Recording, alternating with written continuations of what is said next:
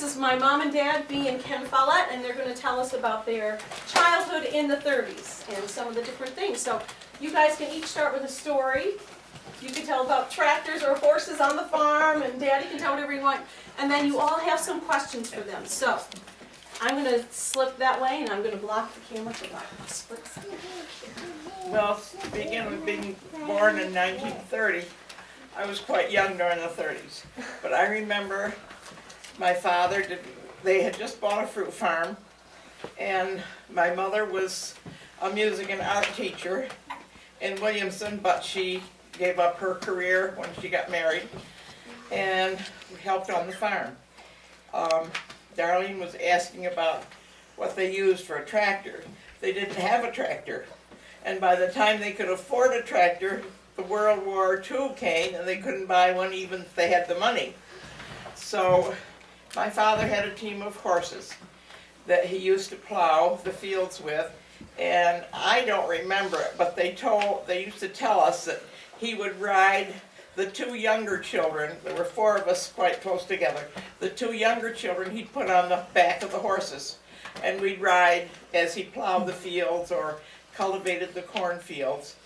And then he did have an old Model A truck, and when he harvested the hay, they had no reaper or baler or anything else.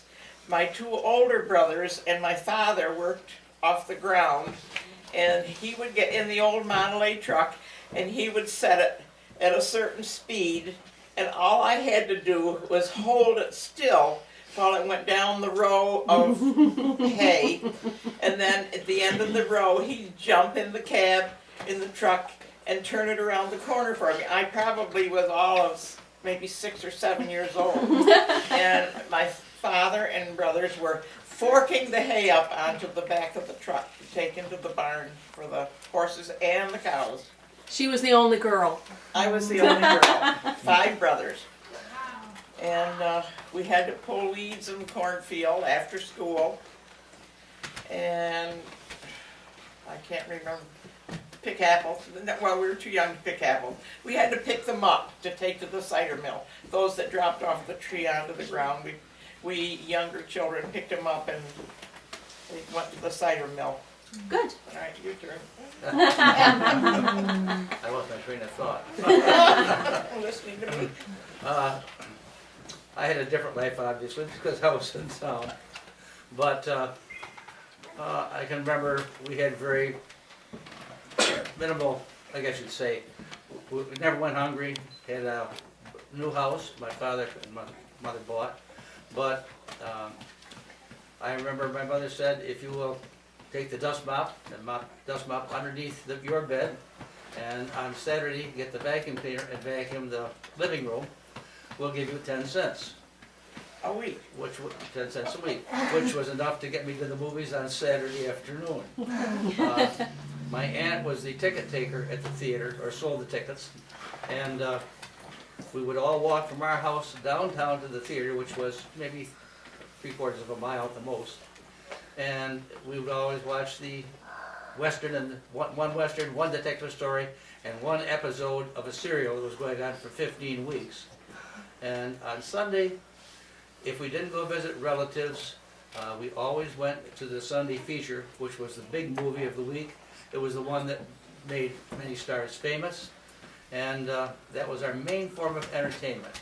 My mother worked in several places. She worked in the laundry when I was very small, and my grandmother and my grandfather, my grandmother primarily because my grandfather worked obviously, would take care of me during the week while my mother and father worked.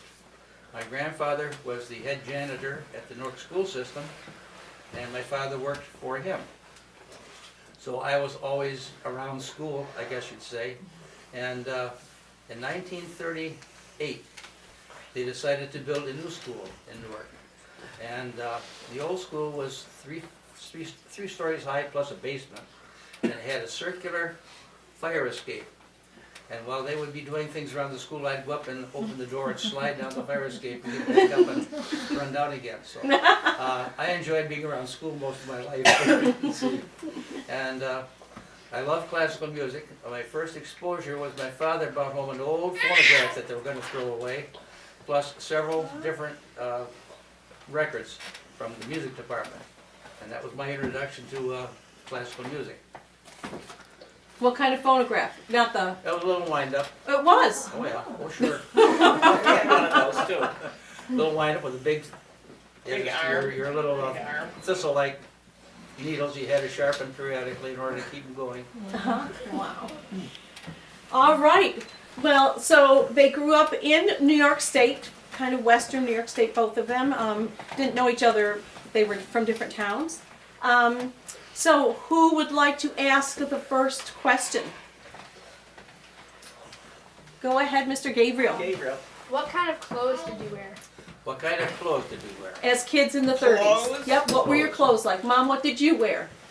I was 12 years old before I had my first store-bought coat. Up until then, relatives, my mother was from a large family. My mother grew up in Potsdam. Was from a large family. I think there were 11 children. And all the aunts and uncles would give her their coats when they were done with them, and she'd take them apart at the seams, reverse the material, and make clothes for us children. We had not a whole lot of clothes. We had 2 pairs of shoes a year. In the fall, they would buy us a pair to go to school with. In the spring, they'd buy us a pair for Easter, and then the school shoes would be, or the Easter shoes would become school shoes, and that's what we had. Sneakers were unheard of. We never had a pair of sneakers. And mostly cotton clothes. But dresses, pants, what did you wear?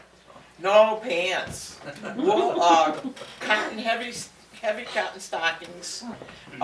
Even as a little child, we wore what they called Mary Jane shoes for best, which were little black patent leather shoes with a strap. And the other pair was a pair of Oxfords, I guess, or lace-up shoes. And Daddy, what did you wear? Well, when I was in elementary school, until about the 5th grade, I wore knickers with like a sports shirt, I guess you'd say. I didn't wear a tie at that time. When you got into high school, we wore shirts with ties most of the time to school. And pants? And pants, obviously. So you wore knickers up until 9th grade? 5th grade. 5th grade. And I remember the first, I wore knickers to school one day in the 5th grade. My mother had a pair of pants for me, so I changed them at noontime. And I went back and sort of hid behind the telephone pole because I'd never worn a pair of long pants before.